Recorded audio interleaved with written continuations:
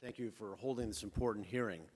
I'm from South Florida, and we face serious problems with our housing market, as many other parts of the country do.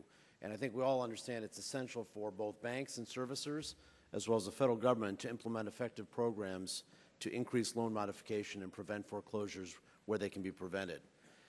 I'm pleased to see the increased focus on foreclosure and prevention from the Obama administration, and they have taken some steps in the right direction, but we have a long way to go.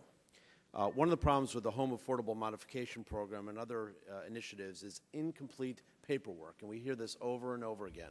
Documents are submitted and for the loan modification, and we just keep hearing that it's not the right documents, and then from the borrower side we hear that they've asked over and over to prevent the same documents. It's a communication problem, it's a dragging of the feet problem, and in some cases it's a problem of the servicers and banks not having adequate personnel, quantity and quality, to service these loan modifications and to address the problems.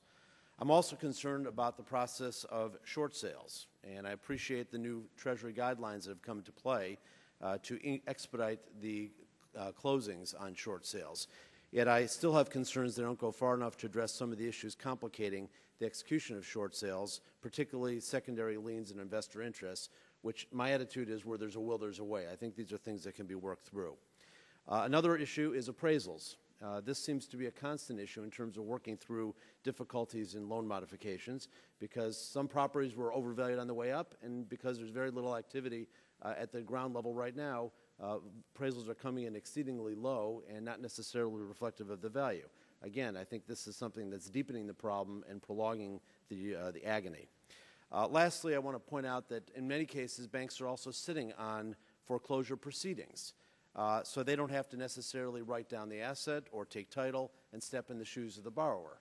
And that's creating another problem in the communities because people who aren't keeping up with their mortgages are not keeping up with their taxes and not keeping up with their homeowners' assessments and condominium assessments. And it's creating a whole problem in terms of the marketability of properties in those communities and the value in those properties. So I just want to say that we have a lot of work to do. I appreciate everybody in coming here today, giving us their thoughts and ideas, and we need to move expeditiously on this important issue. I thank the Chairman.